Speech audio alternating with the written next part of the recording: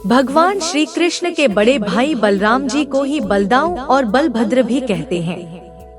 योगमाया द्वारा देवकी के पेट से सप्तम गर्भ को खींचकर निकालकर उसे रोहिणी के गर्भ में डालने की इस क्रिया को संकर्षण कहा जाता है। गर्भ से खींचे जाने के कारण ही बलराम जी का एक नाम संकर्षण पड़ा। वे शेषनाग के अवतार हैं। श्री कृष्ण और बलराम के पास नारद जी पहुँचते हैं और बताते हैं कि तीनों लोकों में आपकी नगरी की चर्चा हो रही है प्रभु। तब श्री कृष्ण कहते हैं, इसलिए हमने इसे 4 धामों से एक धाम और 7 पुरियों में से एक पुरी का पद प्रदान किया है। फिर नारद जी कहते हैं कि प्रभु आप विवाह कब करेंगे?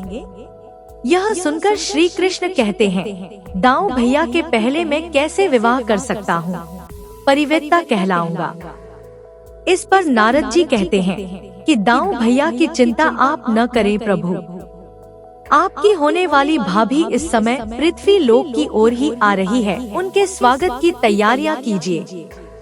तब श्री कृष्ण पूछते हैं, कौन आ रहा है और कब आ रहा है?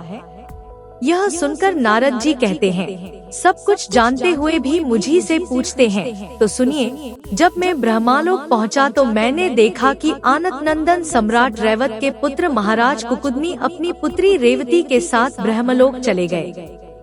जब वे वहां पहुंचे तो उसी समय मैं भी वहां पहुंचा और देखा कि ब्रह्मा जी की सभा में संगीत गोष्ठी चल रही थी।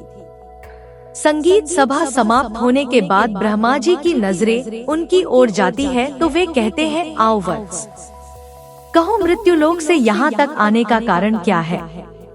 तब महाराज ककुदनी उन्हें प्रणाम करके कहते हैं कि हे पितामह, मेरी ये पुत्री यज्ञकुंड से उत्पन्न हुई है। इस दिव्य कन्या के योग्य कोई भी वर मुझे सारी पृथ्वी में दिखाई नहीं दिया, इसलिए आपकी सेवा में यह पूछने आया हूँ कि इसके लिए योग्य वर किस लोक में मिलेगा और वो कौन है?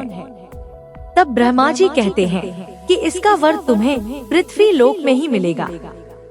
यह सुनकर राजा कहते हैं, परंतु पितामह वहाँ तो कोई भी राजकुमार या राजा मुझे दिखाई नहीं दिया। यह सुनकर ब्रह्मा जी कहते हैं कि तुम जिस राजकुमार और राजाओं की बात कर रहे हो उनमें से कोई भी इस समय जीवित नहीं है। यह सुनकर राजा कुकुदनी कहते हैं, मैं समझा नहीं पितामह। तब ब्रह्मा जी कहते हैं, वत्स, मृत्युलोक और ब्रह्मलोक के काल की गति अलग अलग होती है।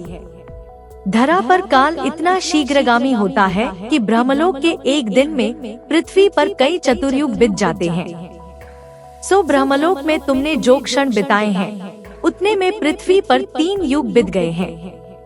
यह सुनकर राजा चौंक जाता है।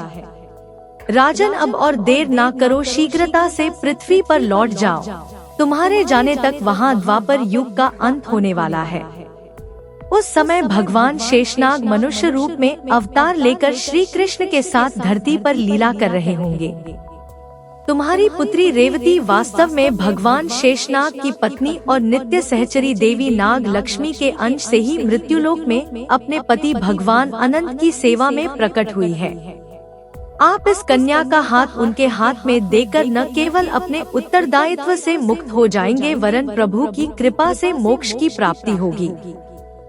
यह बातें बताकर नारद जी कहते हैं, ब्रह्मा जी से सुनकर मैं आपके पास चला आया हूँ। यह सुनकर श्री कृष्ण कहते हैं कि आपसे ये समाचार सुनकर मेरा तो रोम रोम प्रफुल्लित हो गया है मुनिवर। नारायण नारायण कहते हुए नारद मुनि अंतरिक्ष की ओर देखते हैं तो उन्हें महाराज कुकुदनी और रेवती दिखाई देती हैं। तो वे कहते हैं, उधर देखिए, महाप्रभु अनंत लोकों की यात्रा करते हुए आपकी भाभी और उनके पिता आ रहे हैं। अब आप और दाऊ भैया इनके स्वागत की तैयारियां करिए। मैं तो चला। नारायण नारायण। उधर कृष्ण और बलराम सुंदर से उद्यान में टहल रहे होते हैं।